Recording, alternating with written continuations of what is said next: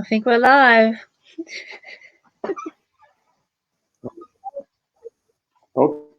Okay, right.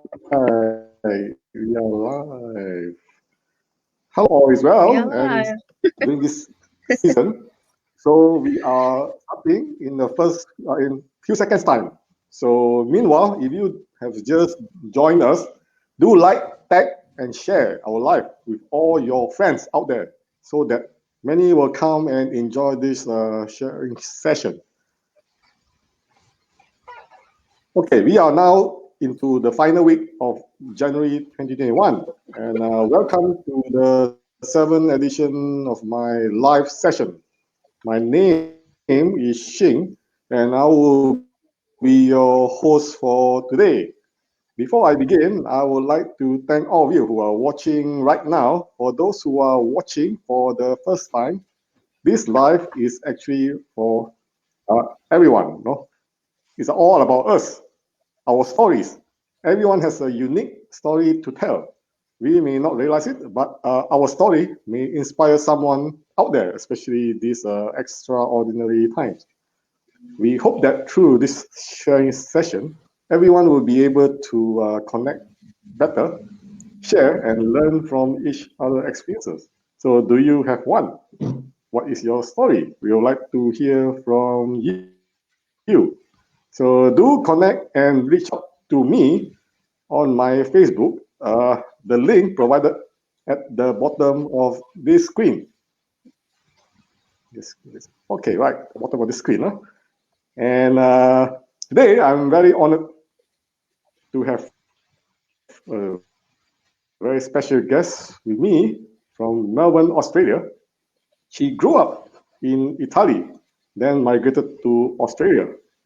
About 4 years ago, she was on a journey to discover her true self, traveling around the world, exploring 10 countries in just the last 4 years, solo. Shortly after returning from the cruise of her lifetime in 2019, the 2020 lockdown came along. Instead of flying to Mexico in March 2020, she saved deep into transforming her life. During the lockdown, she launched Emerge from Your Box podcast and businesses, helping people to build emotional bridges, healing from crisis, and courage. 8 months later, her life has been transformed in all areas. Ladies and gentlemen, let us put our hands together to welcome Miss Margaret Elisa Lee. Hi, Margaret. First of all, I would like to thank you for joining us today. I'm very excited Thank you so to much have you here, and we really appreciate you taking some time and come and share your story with us. Thank you so much for can you please having me. yeah, can you please tell us about yourself and about yourself? Yeah, just So, I was actually born premature in a refugee camp in Thailand as my parents were escaping the Khmer Rouge in Cambodia. For those of you that don't know what happened back then, it was something that, a lot of families experienced and escaped, and I was one of the lucky ones that had the opportunity to migrate from Cambodia, via Thailand when that was happening. The opportunity came to go to Italy, and I think the second plane was going to America. And in that situation, we took the first opportunity, which was to migrate to Italy. So that's how I ended up learning how to speak Italian. My first language was actually Italian. So I learned how to speak Italian before I learned how to speak my native language, which is Khmer. And then my third language, which is English, and my fourth language, which is um, Ericksonian, but that's another story. um, so that's my background. I've been fortunate enough to have been given the opportunity to migrate to Australia. We spent 7 years in Italy, but I think my parents missed having the community around them, and we found my mother's sister here. And before we moved to Melbourne, we actually lived in Adelaide for about 5 years. So they were able to reconnect. And after such a long time of being apart together, that's all they wanted to do, just be with family. So after coming to Australia, yeah, my father also wanted his family here, so we spent over 10 years working with immigration, visas, government, lawyers, and having his family come over as well. So we've been fortunate enough to make our trip here from Cambodia to Australia by Italy, and also bring a lot of our family here. So that was very important to us. Family is one of my highest values, so I'm sure a lot of people can relate to that. That's a little bit of my background. Yeah. Okay. All right. So, what was your actually ambition back then in the childhood days? Did it, did So it in change my over school time? days, well, that was a long time ago. In my school days, I wanted to be a teacher and a lawyer because my father was a teacher. So my name Margaret actually came from English Book 101. In he was a teacher in his days. When we left Cambodia, he was in his third year of medicine. So I guess it's always been a passion of mine to share that knowledge. And I wanted to be a lawyer because I wanted to, fight for people's rights and just but he that didn't happen. My sister's a lawyer, so he got the lawyer anyway, just not out of me. So, did it change over the years? I mean, as to over time, and why? So I think I wanted to be a teacher from the age of grade three. I really liked my teacher. She made learning fun, and I think it's really important for children to have that growing up because, sometimes if they don't feel like they're a part of something, they don't learn and absorb what they need to. And for me, that hasn't changed. In the line of work that I've been doing in the last couple of decades, it's all in alignment with teaching people what I've learned and has helped me in life. I didn't become a traditional teacher in the sense that I work in an institution like a university or a primary school, but I do teach people in different areas of life. So, yeah, it has changed. It just looks a little bit different than what your normal teacher looks like. So you are actually a teacher before, and at the moment, uh, what were you? You were doing over the year? Yeah. So, I started actually teaching in school. My first teaching job in high school was tutoring other students. I was really good at maths. I actually became an accountant. I didn't become a teacher. But I was tutoring them in maths. They were, I guess, not as determined as I was. I was very dedicated, so I always used to do my homework first. And it was actually one of the first ways that I made money. So I used to charge people $10 a page for their homework. um, I was teaching them that there are different ways to make an income than just, mainstream. But when I finished school, I actually did a year of law, so I did follow that path, but I found that it wasn't for me. My heart wasn't in it anymore, so I decided to do what the other job that you do when you're born in a cultural Asian family, you're either accountant or a lawyer, right? Or a doctor. So I followed the path of accounting, and I've actually been working in corporate real estate, corporate asset management, in the corporate world for the last couple of decades. But I recently gave that job up too, because I realized again it wasn't fully in alignment with what I'm passionate about. I see. I see. I see. So actually, now that you are here actually in this Australia, so what is the thing that you miss most in your home country? Well, I never had the opportunity to grow up in Cambodia, but I did get the opportunity to visit, and that was in 2012, 2013. And I think what I loved about visiting the remainder of my family and, seeing the country itself was just how humble people are. After the atrocities that occurred, and I'm sure a lot of people can relate, it didn't affect the people. It didn't affect the heart of what Cambodia is all about. um, it actually really opened up my own eyes to, the opportunities and how grateful we are, or we should be, with everything that we have. So coming to Australia from Italy was a blessing for all of our families because, as I mentioned earlier, we were able to then bring, my father's family here. And I think I've lost you to the internet.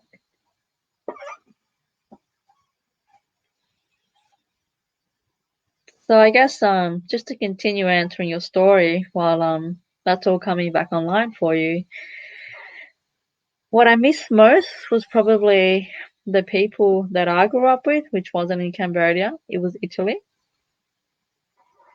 And I was lucky enough before, this very interesting year that we just had passed, that I could basically go back and visit. I spent a year, the year of 2019, after 30 years, going back to Italy and, reconnecting with everybody that I had grown up with. All the children, my babysitter, my godparents. It was just my godfather. My godmother has since passed away. And all the people that saw me grow up, and all the people that were supporting my family and I as I was growing up in Italy. So it was really beautiful to just spend that quality time with them. And the timing was perfect because, in 2020, the travel gods said no to everyone traveling. And I hope you're coming back soon because I'm talking to a live audience on my own here. So I might just keep going. So, yeah, a typical day in the life of me. I've been working in corporate Australia for the last 20 years. And I recently gave that up because I realized that I wanted to do something that was in alignment with my heart's calling. And, a lot of people don't have that opportunity, but I'm so grateful that I do. My goals and dreams are always aligned with my values of, my highest values. And one of them is family. I've seen how people have struggled. I've seen how people have basically, come here, and it can be quite difficult if you don't know how to navigate through the systems and through the workplaces and all the things that are set up to have a successful life in Australia. And I was able to do that. I still remember getting my first job here in corporate. It was a guy from Your Employment Solutions in Oakley. His name was Henry, and he actually helped me, get my first interview in the corporate world, actually helped me get my first suit, and basically, just really gave me hope that I could make it. And that's exactly what I did. So 10 years ago, I set a goal. I said that I wanted to make six figures in the corporate world, but not have to finish, a uni degree. That's a bit of a crazy goal, but I did that, and that also led me to really dive deep into who I am at heart, which means I started unearthing and discovering goals and dreams about myself that I had beyond, um, you know, what I had been doing up until that point. So I decided to dive into the world of personal development, and it was in my travels that I actually discovered, Joe Dispenza. As as she mentioned before, um, I decided to travel for 4 years on my own to 10 different countries.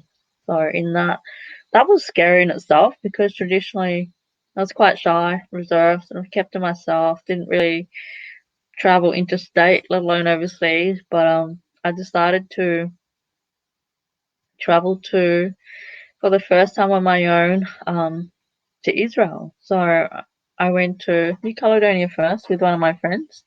We spent some time there, and it was absolutely beautiful. If you haven't been out to the Polynesian islands, then please do yourself a favor and do that because they are amazing and gorgeous. And then I decided to travel to Cyprus with one of my friends and her children. And while I was over there, as much as I love spending time friends with my children, with my friend and her children, I wanted to get away by myself for a bit. So the opportunity came up to fly over to Israel. And yeah, it was quite interesting landing in Israel, not having anyone to speak to, didn't know the language, didn't have a map, didn't have a phone. All I had was 5 days worth of clothes and an idea to just explore. One of the best trips that I've ever made because that's a whole podcast in itself. And when I came back from Israel in my apartment, I found a DVD called Evolve Your Brain, which was, the first book and the first DVD that Dr. Joe Dispenza's made. And that was the first time that I really got insight into the world of quantum physics, neuroscience, neuroplasticity, epigenetics, and I fell totally in love with it. I had read books before. I think the first personal development book that I read was Outliers by Malcolm Gladwell, and that was quite exciting. So, yeah, since then, diving deep into the world of personal development, I decided to leave the corporate world and find out what it is that I'm passionate about.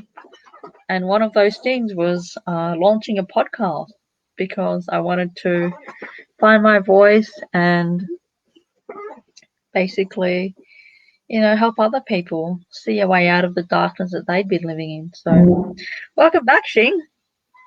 Yeah, sorry about that. I think yeah, there's something wrong with the network, my computer. Yeah, so I reboot the thing and I'm back again.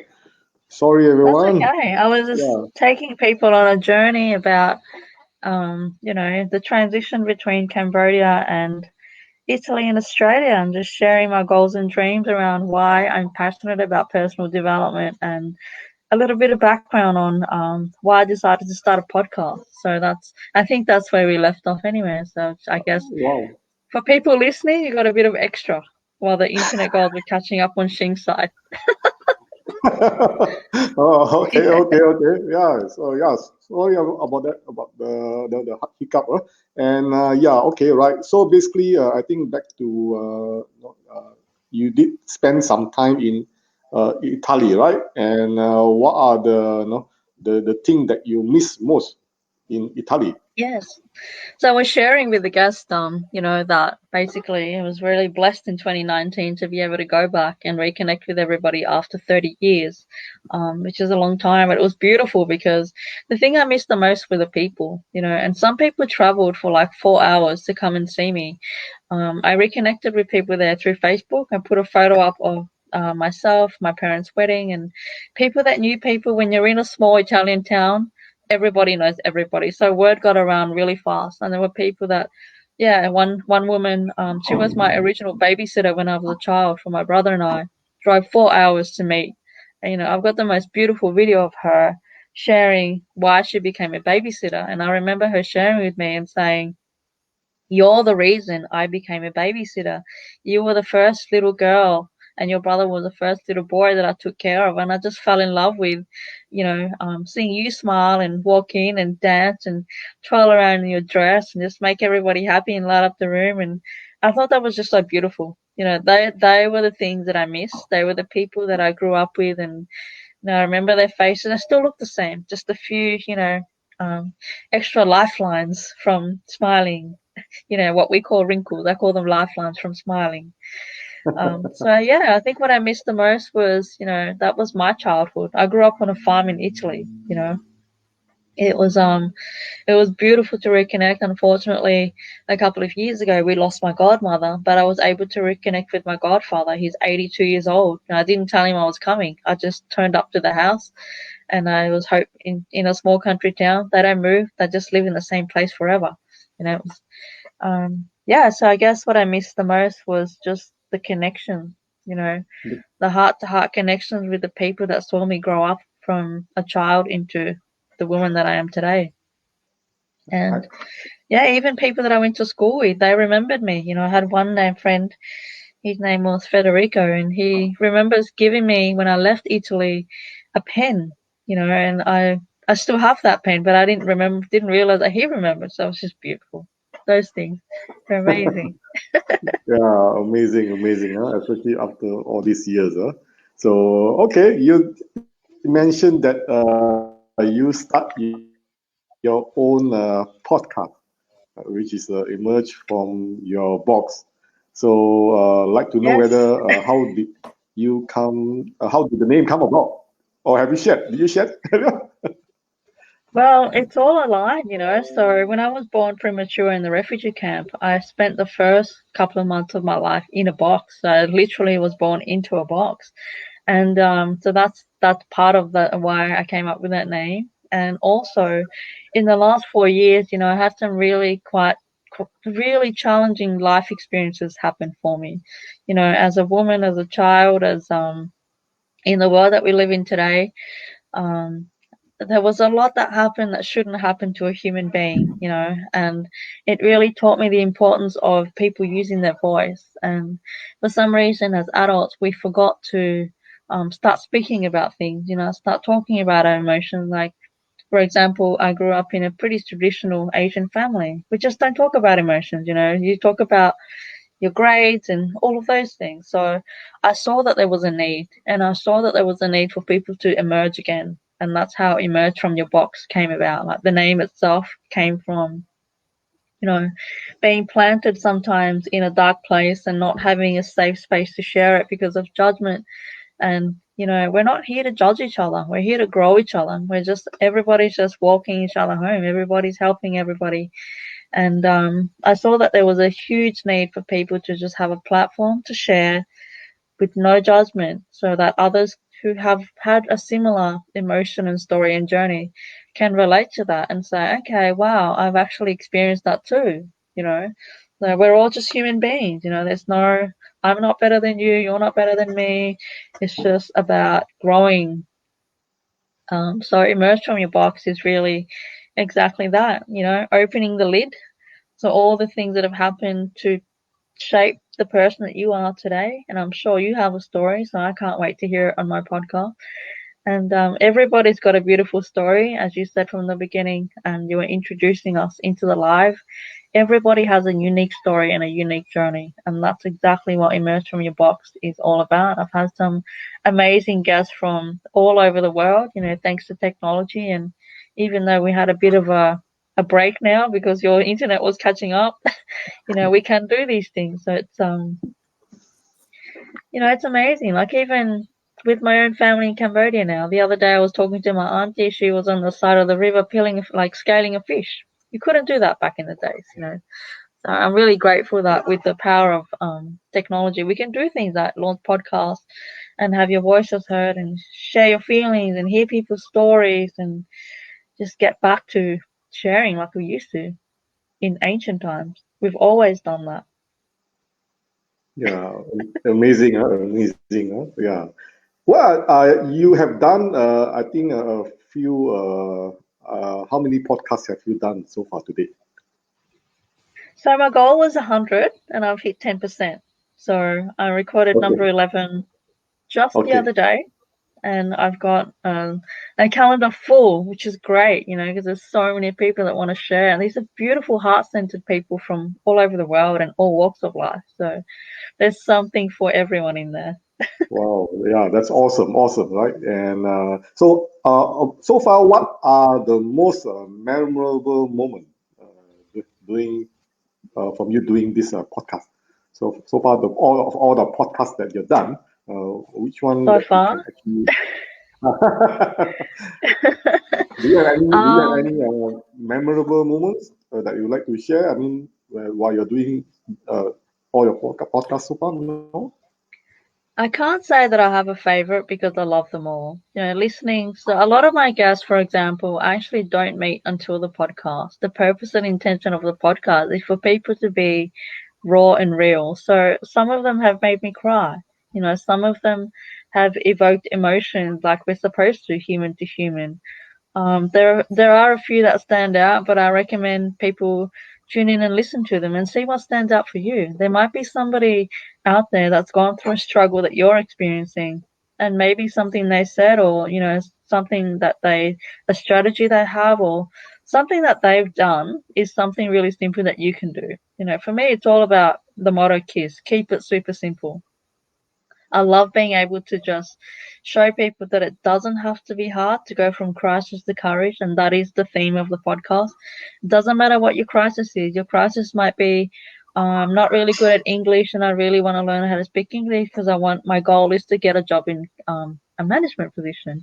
Or your crisis might be, I've been through something really traumatic in my childhood, and I want to do the internal healing and really become, somebody that inspires and empowers people. And that's been my journey. I've spoken to women and men who both have undergone this transformation. So I don't have a favorite. I like them all. I think everybody's story and everybody's voice is important and should be heard because you're all worthy and you're all loved.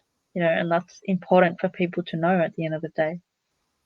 So I'm sorry, I don't have a favorite. They're all memorable.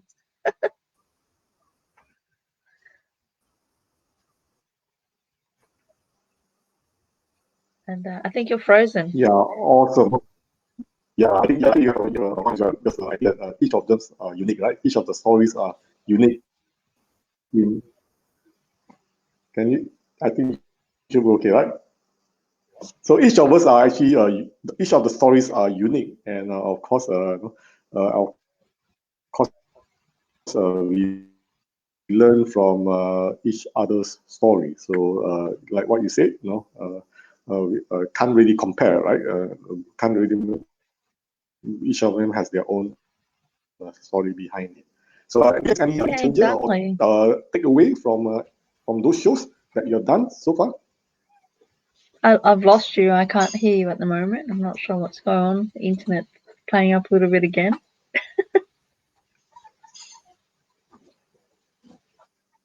Do you have a okay? Right? Can you hear me now? Can you hear me now? I can hear you Okay. now. Basically, Yep. do you have any challenges or any takeaway lessons that you get out of? Yes, yes. Yeah. You can hear me now. So So, do you have the any? other, Do you face any challenges or any lessons that you from the show from doing the podcast? yeah. So one of the other reasons, apart from wanting to hear other people's stories on the show, the reason I launched podcasts was to get over my own fear of, being seen and being heard. So sometimes, especially in the earlier episodes, some of the challenges were like, how do I create a safe space for for my guests to feel comfortable if I'm still, a bit shy about actually doing the podcast. So, um, as far as the challenges and takeaway from the show, I always go walk away with gratitude because they've felt comfortable enough, and some of them it's the first time they've ever shared their crisis story. It's the first time they've ever publicly come out and told their story, and that's I remember what that was like for me when somebody created that space and some of my guests break down crying, because we're talking about heart to heart conversation, human to human. So I guess one of the challenges for me sometimes is not crying, you know, like trying to still hold it together for them so that they can have that space, but not have a babbling mess of a host to come back to after.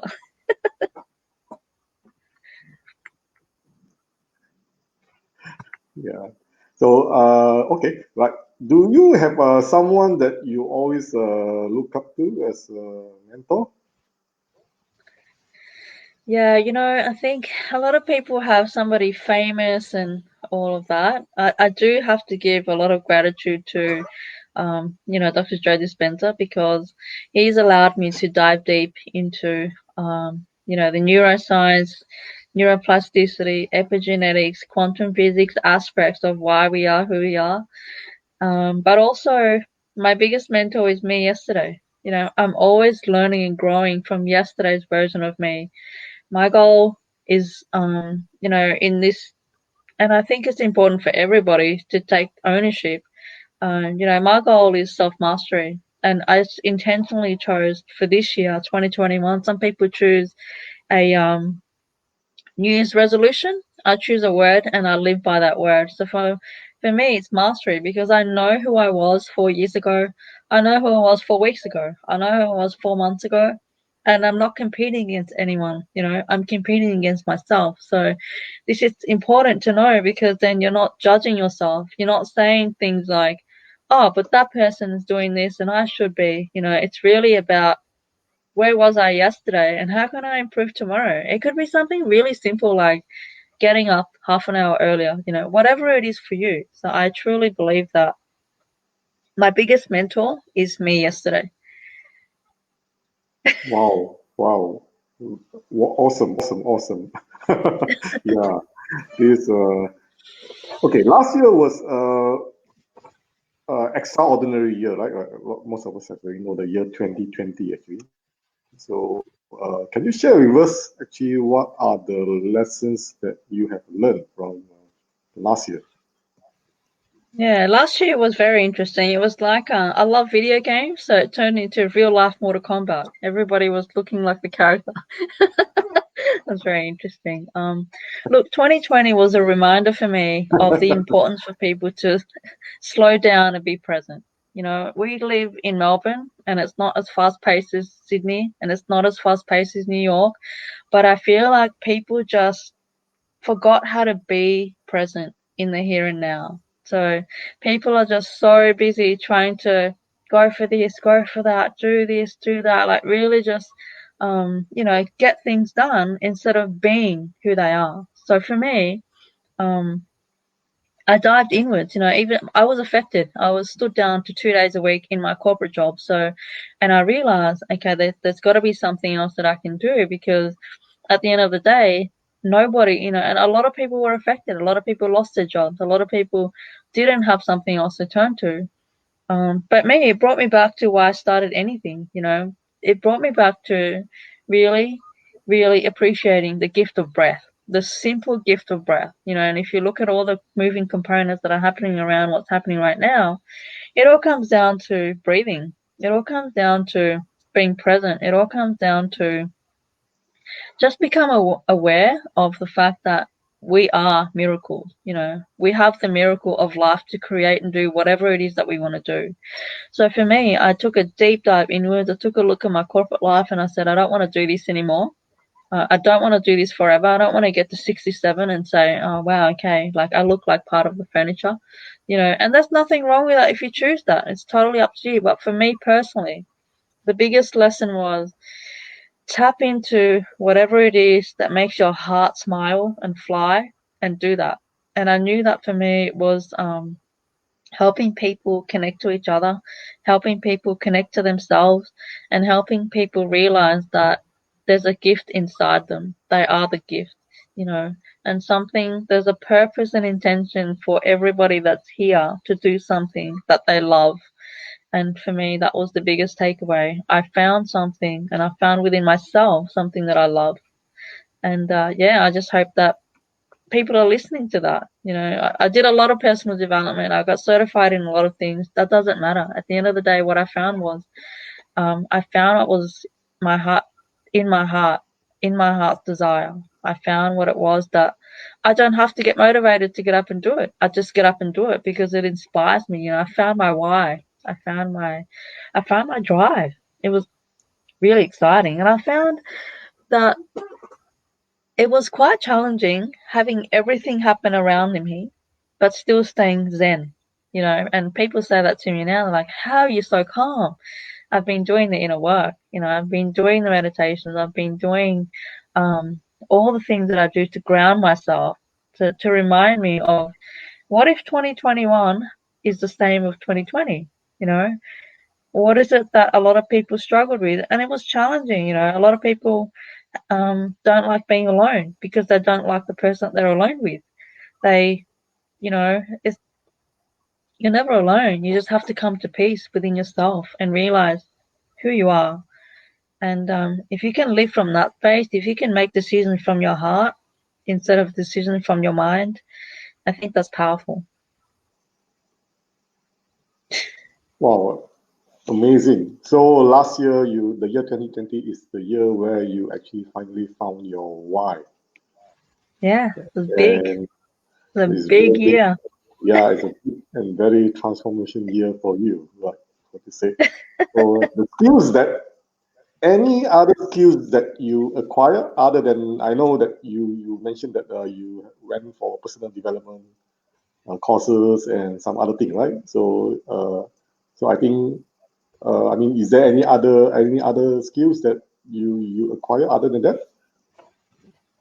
2020 was about understanding the lesson of patience and gratitude, Mm, to be honest. mm, I Like I see. said, I can give you a list of certifications that I've done, but that's all irrelevant. At the end of the day, I think one of the most beautiful things that I experienced as well was really seeing and becoming grateful for my parents, to be honest, because I was really lucky to be able to spend time with them and see like what they've been through. They've been through wars, they've been through migration of countries, they've been through the challenges of having to raise three kids without any help. They've been through, having to find money and work and all of that, and just to see them happy, just to see them like, you know, be really annoying with a really loud karaoke and make jokes between them and things like that.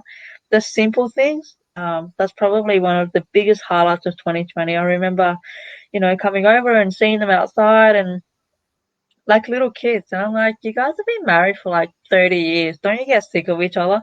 They don't. They don't. They really appreciate things like I remember, we've got fruit in the backyard. They were just grateful to be out there and have a tree that gave them fruit. Like it sounds so simple, but that's exactly what 2020 taught me. Life is not difficult. It's just the perspective we have around it that creates the chaos and confusion. But when you look at what's really important, if you're in alignment with your highest values and you understand what's important to you, and like I said earlier, family is one of them, and you see that, like, be grateful for that. So, yeah, like I said, I can give you all the degrees in the world, but at the end of the day, it came down to just being grateful to have the people that I love around me and with me, and yeah, pretty simple. Yeah, yeah. I think you well said, well said. If you could rewrite 2020, would you, and why? And of course, what do you think that you can do much better? If I could rewrite 2020, you know Mm, what? If they asked me to do it all over again, I would. I actually love 2020, honestly. A lot of people found it challenging, and I can totally understand why. A lot of things happen that challenge a lot of people in many ways. If I could rewrite it, I would maybe take away some of the pain and suffering that others experience. But me, in my own life, and my direct family and the people that I love, it was a really good year to grow. To really grow. Even my dad decided to, at the age of 65 plus, become a mortgage broker. So you can't do that unless you're stuck at home and you've got all that time in the world to think about what you want to do with yourself. So I wouldn't change a thing apart from take away some of the pain that others suffered. mm, I see, I see. Yeah, it's true what you say, right? Because everybody go through the same time, 2020 as well, right? Yeah, So it's a matter of how you actually take it, how you actually take yeah, that perspective. So now yeah. that 2020 has passed, so now that we are into the new year of 2021. So what is Mhm. your plan for this year? Well, I just decided after 20 years to leave the corporate world. So my plan is to continue doing the work that I love and serving. And that means at the moment I'm working on a couple of projects with people that are, basically helping some of the most vulnerable. in our community, and that means I've got a support role that I'm starting this weekend actually. Um, and in Italy, I grew up in a home with gifted children. So some of them had cerebral palsy, Down syndrome, they were deaf or blind. So I've been exposed to all walks of life from a very young age. So yeah, this weekend I'm actually diving a little into support work for, a young boy who has autism. So, he needs somebody to just take him out to the zoo, doing that at the moment, and also focusing on my own projects, with my online businesses, again, providing value and adding therapy and value to people. There's a lot of work to be done when you're creating for the online space. And I think it is the way forward.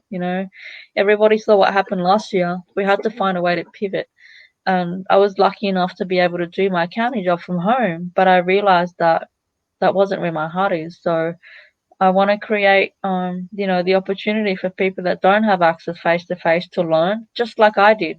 There's a lot of skills that I've learned in my journey. When I started in the corporate world, I didn't even know how to write a letter. I had no idea how to do that. So there's a lot of people out there that don't know what steps to take.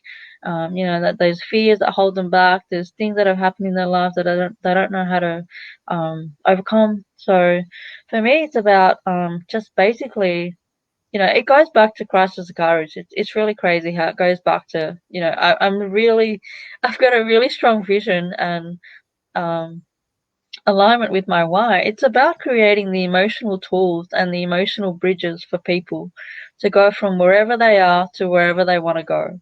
And whether that means working on their health or working on their wealth or working on, whatever aspect of their lives it is that they want to do that with. I do truly believe that it comes back to just having the confidence and knowing that, they're worthy of it and that people that love you are going to support you along the way. So, um, there's a lot of programs that are going to be coming out that I'm putting together. There's a lot of people behind me working with me to make sure this all happens because there's a huge need for it, especially now, especially after 2020. I've spoken to CEOs, massive executive leaders in companies that are not coping emotionally. They're holding it together by a last piece of string, and stress is something that affects so many people. So, yeah, my mission, that's one of them, is to empower people back, to give them back the vision, give them back the foresight that they had before they just decided to do what they do because they have to. Because we don't have to do anything at the end of the day, but yeah, gifting people the tools to do that. Some of them don't have it. They've never had it. They've never had the opportunity to stop and think about it, which is why a lot of people struggled last year because, they've never had the space to do that. But now that they do, 2021 is all about not just my own mastery, just showing other people that it is possible for them too. I mean, I was born into a cardboard box premature in a refugee camp, and I'm sharing this story today. If I can make the transition through all of that, and I've been a normal teenager. We do all the things that we do growing up. Everybody experiences life, but it doesn't matter where you start. It doesn't matter. It really doesn't matter. You can make the decision right here, right now, in this very second to change your life because you want to. Mm. And that's what I'm building in 2021. I'm planting that seed for people and showing them that there's hope. And yeah, that was a really long answer. Yeah, But wow. I'm also writing a book. I'm also so I'm working on that with one of our good friends, John, in the next couple of weeks. We're getting started, so that's exciting, and you'll hear more in depth about what I've been through in my own struggle from crisis to courage. It's going to be a busy year, so I actually don't mind if I shut the planet down again for 6 months. It'll allow me to tune inwards again. But for the people that don't want that to happen, please don't make it happen. Yeah, wow, amazing work that you have been doing, to actually help other people. That's a very good way, to actually help people inspire. So, if you were to actually describe yourself in 2 words, and why, and what do you want to be known as, to known for? Internally flawless. because I believe that when I say that about me, I'm actually saying it about everybody. Every single person on this planet is born internally flawless, absolutely perfect. You know, in the first stages of your lives, for whatever reason, sometimes the programming isn't quite right. Maybe, you know, you received lessons that you weren't meant to, from whatever source that was. Maybe it wasn't your parents, maybe it was your guardians, maybe it was whoever the people that were around you, you know, kind of, and you have to forgive them. They were doing the best they can. They didn't know how to do that either, right? So I do truly believe that, you know, one of my affirmations is I am internally flawless. Everybody comes into this world with pure intentions. Everybody comes into the world with the intention to love. And, you know, internally flawless, if you know anything about diamonds, it's exactly that. The diamond's internally flawless is, you know, on the outside, not quite perfect, but on the inside, absolutely internally flawless.